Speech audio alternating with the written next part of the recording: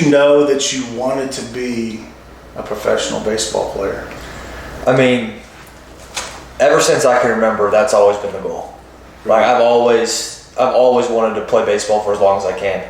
Yeah. I mean, I remember like in pre-K and kindergarten, like, what do you want to be when you grow up? And I was always answering baseball player. Really? I want to be a baseball player. And so that's always just kind of been the decisions I've made, the people I surround myself with, the work ethic has always been, I want to play professional baseball. Yeah. And like every decision I've made in my life has been with that at the forefront of my mind. And having that goal from a young age, you know, helped me develop some great characteristics that I'll have the rest of my life. Yeah. Mm-hmm. What are some things that you've done to prepare you to do this? I mean, probably just like the sacrifices that I made that, you know, most people wouldn't do. Like the discipline to get up at 5 a.m. before school to go lift with my dad. You know, discipline to go to bed early, to eat correctly. My dad says when I was younger and we were kind of doing the sun ball and the travel ball circuit and all that and playing all throughout the summer. Every summer he's like, hey man, like we don't have to do this. We can go to the lake. We can go to birthday parties. We can chill by the pool. Like, man, we can go on vacation. We can do whatever you want. It's like we don't have to play baseball. It's like me and mom are completely fine if you don't want to play. I'm like, nope, I'm playing. So that's just kind of like, that's always been what I've wanted to do and always been what my life has been ever since I can remember. Yeah. And everything I do is for baseball, kind of a deal. Right. Yeah. You know, we moved here, I don't know, 9 years ago, and I remember one of the first things we did was we went and bought a car. Mm-hmm. Daryl, your grandfather, we went in his office, and I think at the time, if I remember correctly, he has the Cardinals on the radio. You know, he's listening to the game, and he immediately starts telling us about his grandson. Oh, geez, man. He's going to play professional baseball, and I'm like going, okay, cool. Yeah, exactly. I mean, like anyone would. Every grandpa wants his grandson to play professional baseball. He was very, very emphatic and very serious. And you know, we've known Daryl all this time, and he has preached the same message about you. So, when was the first time? When did you actually go, you know what? I think this could actually happen. I could play. Division I college baseball or be a professional baseball player. At what point did that hit you that this could actually happen? So, I would say probably like, I think it was the summer between 8th grade year and my freshman year, I started getting recruited by OSU. So I was kind of like me and my dad had always kind of like, you know, imagined, like we would play a game in the car and he'd be like, all right, where would you go? Would you go to OU or would you go to TCU? And like I'd pick. And so we played this game always in the car. And so we did this for years growing up. And so he always was good about like making sure I knew like, hey, you might have to go play somewhere else other than OSU. You know, you might need to go to a smaller school. Yeah. So he had like kind of opened my mind to being open to everyone and everything. So like we really didn't know what would happen. And then once I started getting recruited by OSU, we were like, oh wow, like this is for real. Yeah. And then like once I committed, and then I went on to play at Connie Mack, and I did really, really well out there against some really good competition. They're D1 guys, like guys that were my caliber of baseball. I did really well, and I kind of left there like I can do this. Like I belong at this level, you know, because it's just different baseball than here. So it was really good for me just having that confidence going into Stillwater, knowing that I've seen this kind of pitching, I've handled these kind of arms, and so that was really good, like stepping stone for me. Yeah. So you guys won the national championship. Yep, we did. 2021, I believe. I think so. Yeah. Very, very awesome cool experience. Yeah. So what you're telling me is your dad he basically had a bracket of who you would choose. I'm sure at the end was always OSU. Yeah. That worked out. Yeah, exactly. You have a very, very good support system.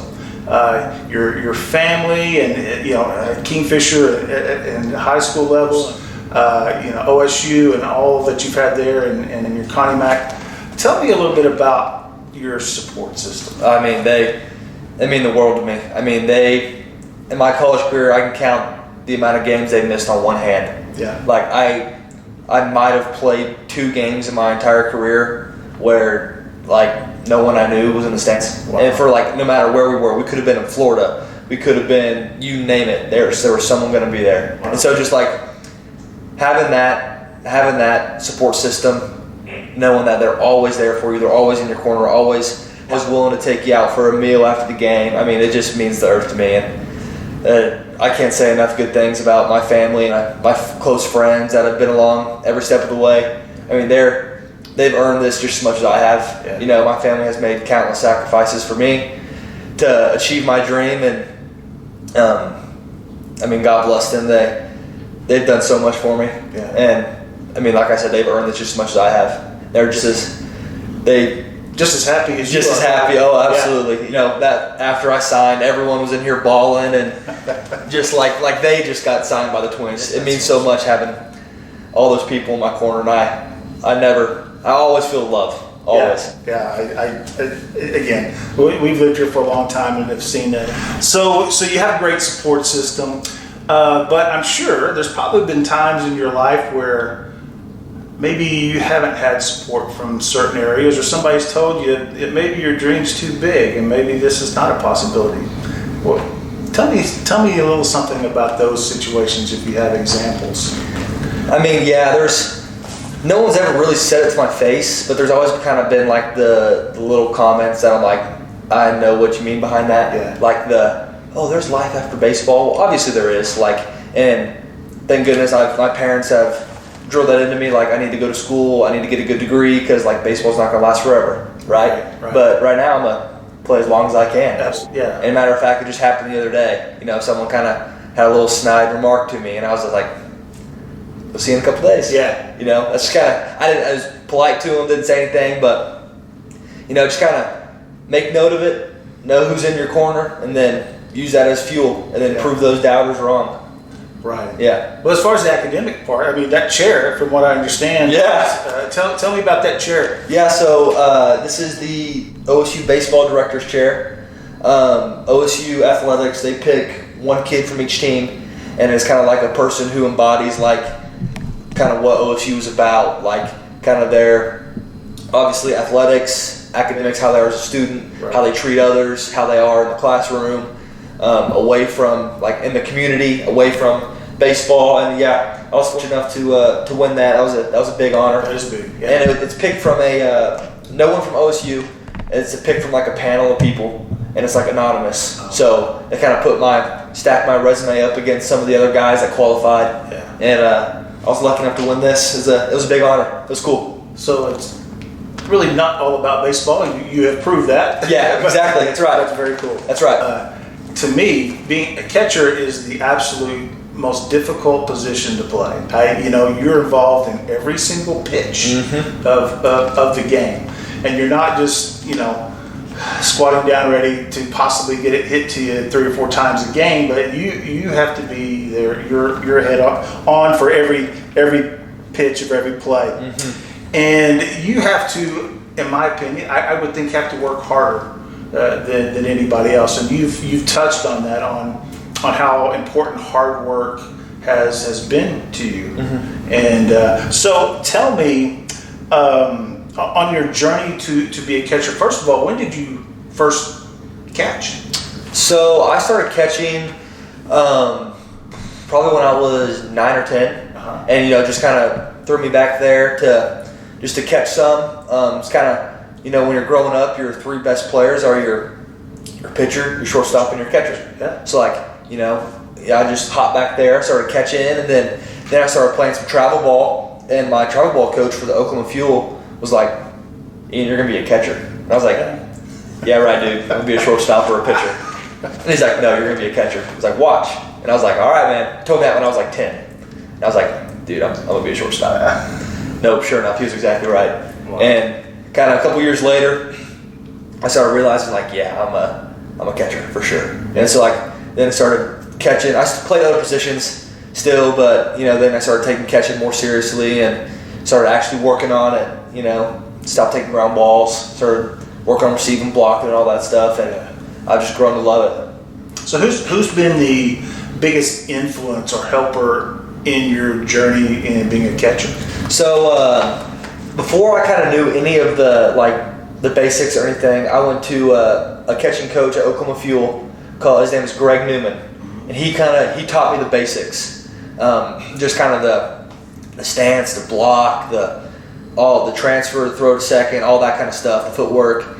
So he kind of taught me the basics, and I worked with him for a couple of years. And once I kind of got those down, I just kind of started just grinding away at it. And quite frankly, I learned a lot from like social media. You know, I'd follow catching guys on Instagram, and they'd send drills, and I'd send it to my dad like, "Hey, this looks pretty good. Let's try it today." So we'd go to the cage and we'd try it. Yeah. And if I liked it, we kept doing it. But then, so I kind of just used that kind of a self-learner after I learned the basics, and just tried to, perfect it, get faster, get stronger. Then my catching coach at OSU, Victor Romero, he really helped me take my game to the next level. Yeah. Like, I thought I was a pretty good catcher heading into OSU, and then I went to college and we started breaking it down. And then before my junior year, we kind of revamped my whole receiving technique, and it made a huge difference. Really? And that was probably the biggest jump I've made catching. Really? Yeah. And I thought you showed me a video from sophomore year to junior year, and I was like, that kid in sophomore year is terrible. Really? Yeah, literally. That's amazing. I sent it to my dad. He made a little video, and it was before and after, kind of receiving. And my dad was like, "Wow, you're horrible." And I was like, "Dude, I know. I thought the same thing." And we just didn't know any better. And then we kind of learned the proper technique to receive and stuff like that. And just we worked really, really hard on that fall, and it paid off big time. Yeah, that's incredible. Oh yeah, it's amazing how between one year and another. Oh yeah, make a huge jump like that. And it was cool. When you think you have it all figured out, you don't. You can always get better. Yeah. No matter what age, no matter those dudes who played in the All-Star game last night, they can still get better each and every day. There's stuff they can work on. And so don't ever think that you have it all figured out, especially in the game of baseball, because you'll be humbled real fast. Absolutely. Real fast. And it's amazing too to me, these guys that even at the major league level, they'll switch teams. And whatever team they go to will have a little something for them. Yeah. And it'll change them, whether it's a pitcher or... Literally, oh yeah. It could be the most subtle tweak ever, and that can ignite fire. And you can just... Yep, exactly. Or not even... You couldn't even change. It could just be mentality. Whatever it is. It could be the smallest thing ever, and it could be the difference. Right, yeah. So what are some things that you have learned you prepared to go to high school, you prepared to go to college. What are some things that you learned that you'll take with you in this preparation going to the minor leagues, and maybe some things that you learned, I'm going to do that a little different and going to this next level? I would say for the most part, I'm just going to go in there and be Ian, honestly. Yeah. I'm just going to keep doing my deal, keep doing what's got me here. I mean, kind of the same core values that have got me to where I am, I developed when I was 10. Mm-hmm. So just kind of the hard work, the try and be that leader in the room, the servant leader, put others first, be a good teammate, all those things that have kind of got me where I am today.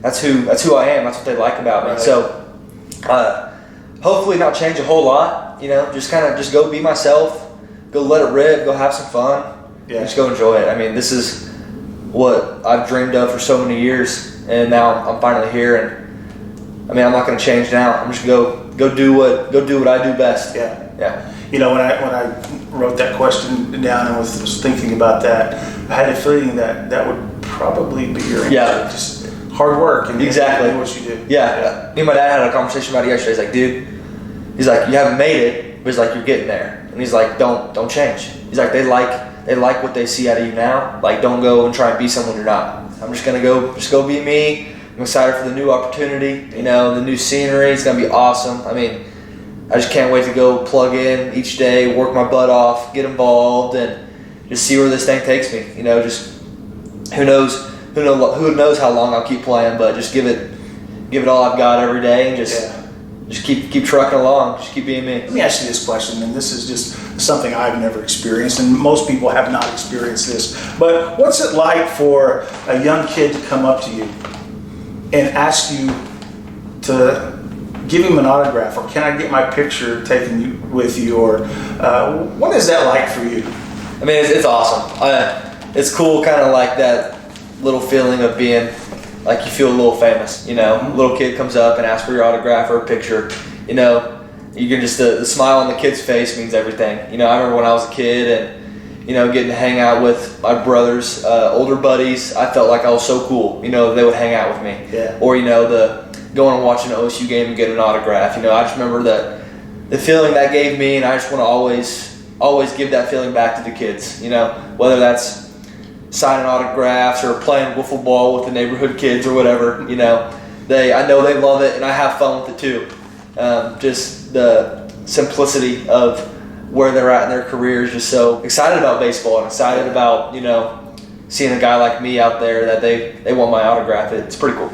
Okay, we talked about autographs and kids, and for me, you can ask my wife, my kid. I'm a kid when it comes to baseball, so I have baseballs for you to sign, which we'll get to that. So my question is, you signed a ton of different things. Okay, have you ever signed a Major League Baseball? I have not. Okay, so I have a Major League Baseball. Wow, all right. And so I have this and a pen, and I want you to sign it. You're going to sign it on the sweet spot. Of course. So, but the first question I have before you do this is, do you practice your signatures? I mean, oh yeah. Do you have? I would think you would. I have, for sure. Okay. But what's funny is you would be shocked at how many of like the younger guys are terrible at signing baseballs. Yeah. So like we sign a ton of baseballs, sell them, give them out, the boosters, whatever. And like after the first time we do it, we always have like, hey guys, here's how you do this. Because they're like not going in order. I mean, they're like signing the wrong way. They're writing huge. Like, dude, we got to get 40 guys on this baseball, and you just took up a whole half of the baseball. And it's always funny to watch back like, oh, sorry, man, we didn't know. Like, yeah, it's all right. Now you know. Exactly. Okay, so here you go. Okay. Here's your pen and your first Major League all right. Baseball that you. There we go. There you go. Awesome. All right, there it is. So we have that. Yeah, you talked about we talked about the journey you've had in these different levels. What are some of the hard things that you've had to deal with in your career so far? Yeah, I think back to like my sophomore year when I got hurt and I broke my hamate. That was really tough. That was kind of a year I was really planning on like breaking out, making a name for myself, and that was cut real short due to injury. But one of the coolest things that I was able to do throughout that was I wasn't able to help the team on the field, but off the team I was.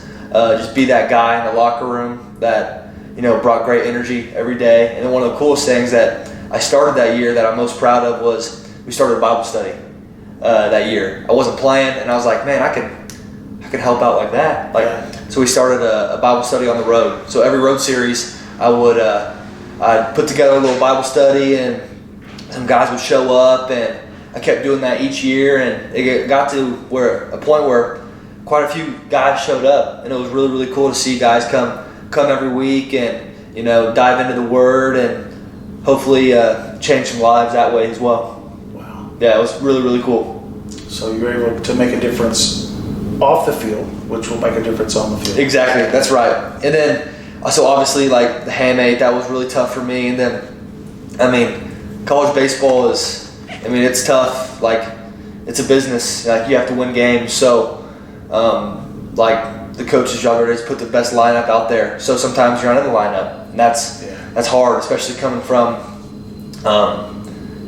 all the guys that come from high school or the best players on the team. They play every day. There's no second guessing whether they're in the lineup. They're hitting in 3-hole every day, right? And so they're not used to sitting. Like I wasn't. I was never used to sitting.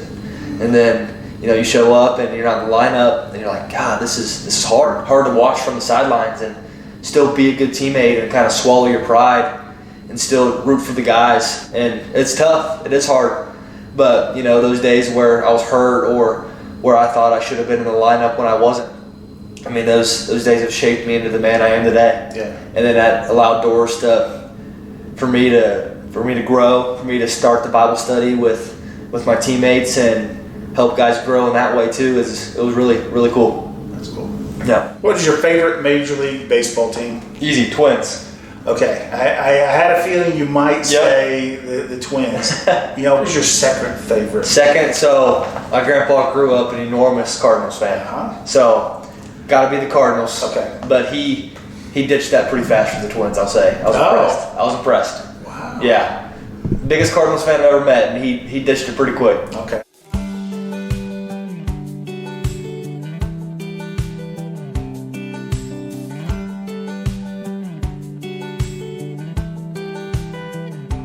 Buy a boy a baseball, get him outside, get his hands dirty, take a little time. Give a boy a Bible, teach him how to pray. Thank the good Lord at the end of the day. Wake him up early, teach him how to work, spend his own money, show him what it's worth.